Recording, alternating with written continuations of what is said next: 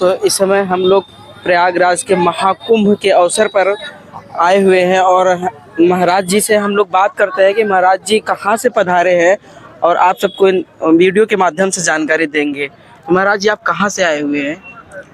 हम उत्तराखंड हरिद्वार से आए हुए हैं। श्री पंचदशनाम जूना अखाड़ा वर्तमान में कैबिनेट के अधिकारी हैं श्री महेंद्र मनोज जी, और हरिद्वार से हम लोग यहाँ आए हुए हैं।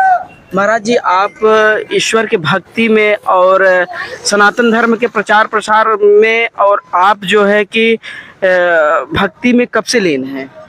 हम तो देखो ऐसा है कि कोई एक जन्म की कोई चीज़ नहीं होती है। हमारे सनातन में क्या है, जन्म दर जन्म मतलब कई जन्मों को लेके चलते हैं। जब तक व्यक्ति का मोक्ष यानी संसार से मोह भंग नहीं होता है, मोक्ष नहीं, जब तक जन्म होते रहते हैं। तो यह कोई आवश्यक नहीं है। यहाँ तो हमारी आज जो फकीरी है पिछले जन्म के कर्म की फकीरी है।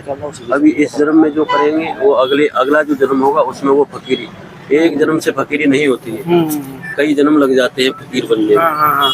तो महाराज जी आप जो है कि यहाँ के महाकुंभ के बारे में कुछ बताइए, जैसे कि हर दर्शक जानना चाहते हैं कि ये कितने साल बाद लगता है और इसका परम उद्देश्य क्या है?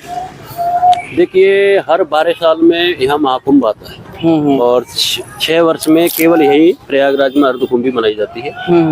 और पहले क्या था कि मतलब एक दूसरे के विचारों के आदान प्रदान का कोई साधन नहीं था। तो जब सृष्टि का प्रथम चक्र चल रहा था उस समय साधन संसाधन और सृष्टि को लंबे समय तक ले जाया जा सके ऐसी कोई व्यवस्था नहीं थी। तो उस समय पर क्या है, देव और दानव दोनों में मतभेद चल रहा था।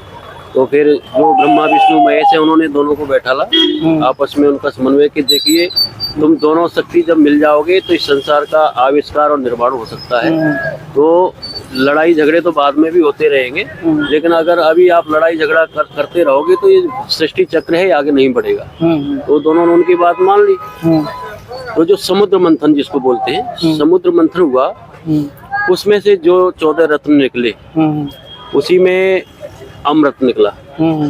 तो उस कलश को लेकर के जब जैसे ही बाहर आए तो उसकी प्राप्ति के लिए दानव लोगों ने सोचा कि अगर हम लोग इसको पहले ले लेते हैं हम पी के अमर हो जाएंगे, तो हमारा ही राज होगा, हमारा ही संसार होगा। तो उन्होंने क्या है वो कलश को लेने के लिए उनकी तरफ भागे। तो उस कलश को बचाने के लिए जब वो वहां से भागे तो यहाँ प्रयागराज में उस कलश से यहाँ त्रिवेणी संगम पर बूंद झलकी थी। तो उसी को हम लोग कुंभ लेके भागे। तो कुंभ से जो यहाँ पे अमृत झलका था उसको अभी जैसे क्या है शाही और ये बोलते ये क्या है अमृत महोत्सव है, क्योंकि अमृत की बूंदें गिरी थी। तो उसी समय से क्या है एक पहले संत महात्मा थे, यहाँ परंपरा थी, तो 12 वर्ष में उन्होंने आपस में विचार किया कि यहाँ पे 12 वर्ष में हम लोग एकत्रित होंगे। जो हमारी साधना संबंधी या सृष्टि संबंधी या हमने जो खोजें की है जिनको ऋषि मुनि बोलते हैं, जिसको आज वैज्ञानिक बोलते हैं, एक दूसरे से यहाँ पर 12 साल में आते थे, हमने क्या प्राप्त किया और हम क्या प्राप्त नहीं कर सके और हमारे कार्य में क्या क्या अवरोध आए, उसके बाद हमको कैसे प्राप्ति हुई, एक दूसरे से विचार विमर्श करते थे और यहाँ पर अपनी जो आध्यात्मिक ऊर्जा उसका आदान प्रदान करते थे। तो महाराज जी आप इस महाकुंभ के अनेक जातियों के मतलब हिंदू धर्म के अनेक जातियों में कोई जाति नहीं, सिर्फ एकता है और ये एकता का एक प्रतीक चिन्ह पूरे विश्व में प्रसारित हो रहा है। आप इस नई युवा पीढ़ी और धर्म को लेकर के आप नई युवा पीढ़ी को आप इसके बारे में क्या कहना चाहते हैं?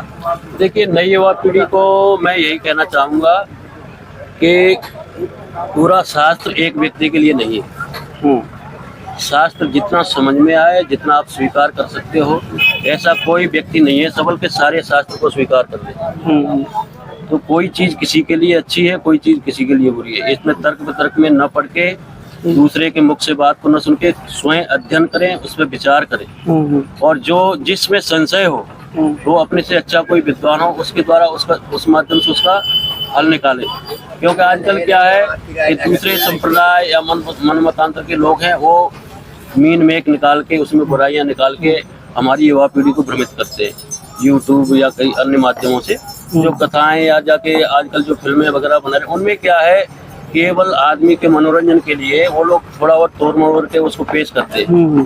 तो हम लोग ये नहीं समझते कि ये हमारी आस्था का केंद्र है, इसी पे हम टिके हुए हैं। तो जिस पे आप टिके हुए उसको मजाक का विषय नहीं बनाए। हाँ बिल्कुल बिल्कुल। उसको गंभीरता से समझे। व्यक्ति को मजाक का विशेष बना सकते हैं, लेकिन शास्त्र को और सनातन को मजाक का विषय नहीं बना। नहीं नहीं नहीं, ऐसा नहीं।